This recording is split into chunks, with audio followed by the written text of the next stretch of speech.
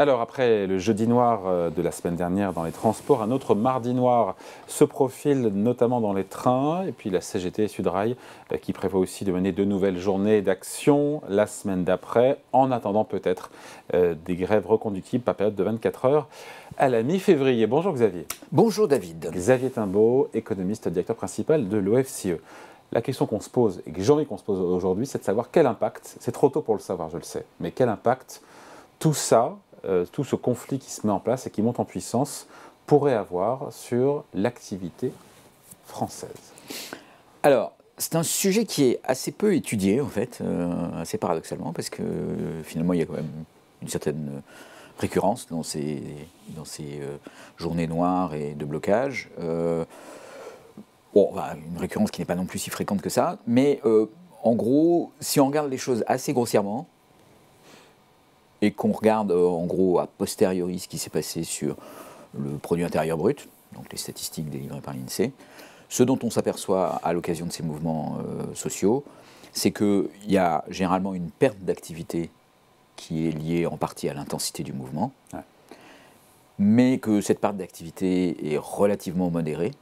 Alors relativement modérée, entendons-nous, l'ordre de grandeur, il est 1 dixième, 2 dixièmes de point de PIB. Ce qui représente 0,2 points de PIB. C'est les chiffres de l'INSEE, j'ai regardé aussi. C'est ça. Et là, pour le coup, il faut se référer évidemment au passé. Les grandes grèves, c'est 1995. On en a eu aussi en 2019. À chaque fois, d'ailleurs, c'était contre la réforme des retraites, qui ont pesé. 2010 aussi. Hein 2010 aussi. Absolument. Ouais. Ce qui n'a pas empêché d'ailleurs la réforme d'être votée sous Nicolas Sarkozy, la réforme des retraites d'Éric Woerth. On se dit quoi? On se dit 2 dixièmes, 0,2 points de PIB. On se dit quoi? C'est significatif, c'est marginal, c'est 0,2 points sur un trimestre. On se dit qu'à priori, c'est pas beaucoup, malgré ces grèves paralytiques, pardon de le dire comme ça, mais c'était 22 jours, j'ai regardé en 95, 22 jours de grève. Oui, en 95, c'était effectivement... Il y a du monde dans la rue. Tout à fait conséquent. Alors, c'était assez concentré à Paris, en fait, puisque c'était surtout une grève de la RATP. 22 jours, et effectivement un effet qui est relativement modéré. Alors surtout ce qui est assez intéressant dans les analyses que fait l'INSEE, c'est que l'INSEE dit il y a un impact au moment de la grève, donc 2 dixièmes de point, à peu près 5 milliards d'euros aujourd'hui. Ouais. C'est beaucoup quand même 5 milliards d'euros. Bon, c'est beaucoup, c'est une somme, je veux dire, effectivement. Mais en fait l'activité ensuite rebondit. Et donc ce qui n'a pas été fait pendant la grève est rattrapé ensuite. Donc la perte d'activité n'est pas totalement une perte sèche puisqu'elle peut se rattraper dans la durée, une fois que le conflit ça peut est être terminé. Difficile à entendre de la part des commerçants. Oui, parce que là, c'est intéressant, parce qu'il y a un effet macro, un effet micro, c'est-à-dire un effet sectoriel. Macroéconomiquement, 0,2 points de PIB. En même temps, l'activité est tellement déprimée aujourd'hui en France que ça fait quand même un peu chier, qu'on ait 0,2 points de moins possiblement d'activité. Mais pour les secteurs qui sont concernés, la restauration... Je désapprouve votre vocabulaire. Non, mais l'hôtellerie, la restauration, tous ces secteurs-là, les commerces, pour eux, ils ne ressentent pas du tout la chose de la même façon. Oui, non, mais ça, c'est effectivement quand c'est un chiffre agrégé, ça ne dit rien de qui va effectivement encaisser la perte et du fait que, ça peut être très concentré sur très peu de commerces ou d'entreprises qui vont particulièrement être pénalisés par ça.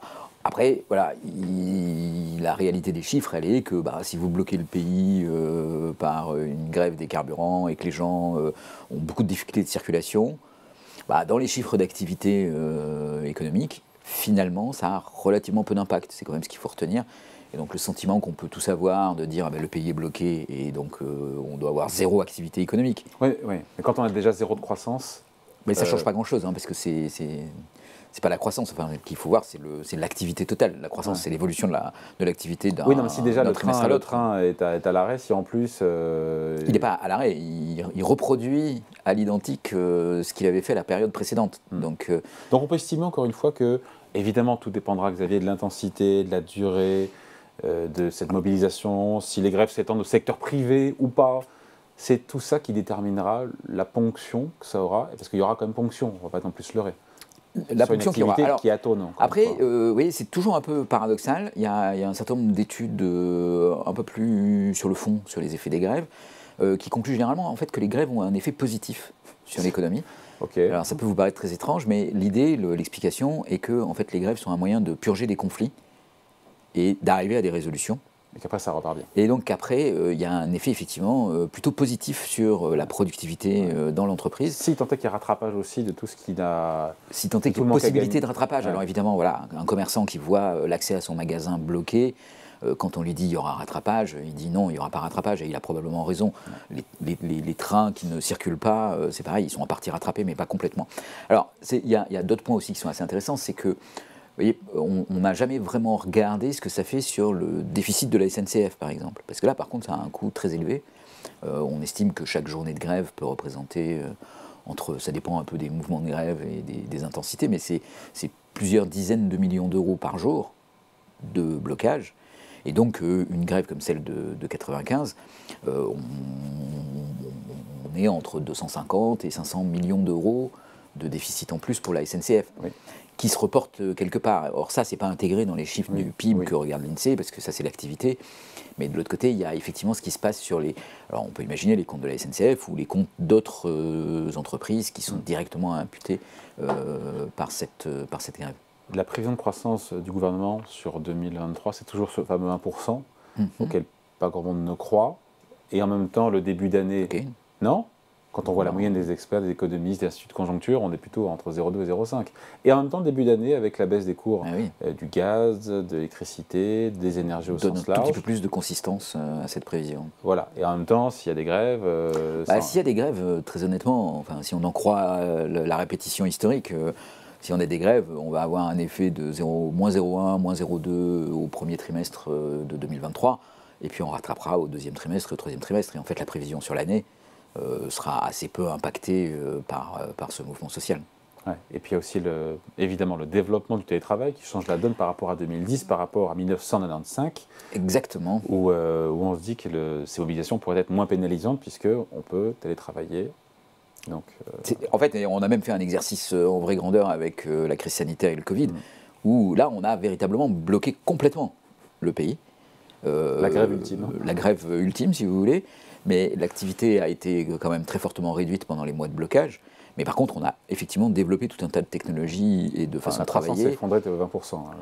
Oui, donc ça prouve que quand on bloque vraiment le pays, on arrive à un résultat. Mais voilà, on a effectivement développé beaucoup le télétravail, des formes d'organisation plus flexibles qui permettent aussi de rattraper et de récupérer. Peut-être aussi dans les entreprises, des plans un peu plus clairs sur qui a une présence qui est absolument indispensable dans l'entreprise et donc sur lesquels il faut concentrer les moyens pour le faire venir, pour éviter le blocage. Voilà, donc tout ce genre de choses. Il faut qu'il vienne à l'entreprise. Il est incontournable. Tout s'arrête, oui.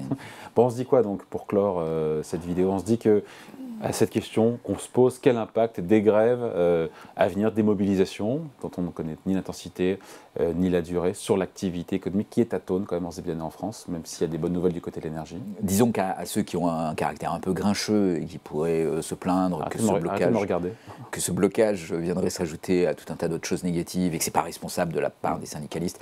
On peut facilement penser ça. Pardon, on peut penser ça, voilà. Mais on peut leur répondre, écoutez, ce n'est pas le fond du problème en fait.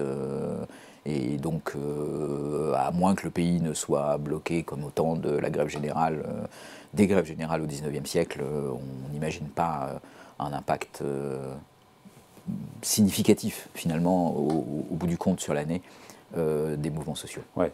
Encore une fois, on pense aussi de manière sectorielle, les transports, le commerce, l'hôtellerie, la restauration, pour ceux qui... Et à la fois voyez, dirigeants, salariés, pour eux, ils vivront bien différemment ce que vous racontez là. Oui, non, mais ça c'est sûr, ça c'est sûr. Et la crise des Gilets jaunes qui a été très très mal vécue, par exemple, par un certain nombre de commerçants, parce qu'il y avait des blocages effectifs, etc. Mais le coût ex-post de cette crise des Gilets jaunes, il est plus dans les mesures de dépenses publiques et de baisse d'impôts qui ont été prises 20 milliards dans la foulée, bim. C'est ça que dans les impacts directs 20 milliards, des blocages. Oui, comme quoi on les a trouvés. Hein.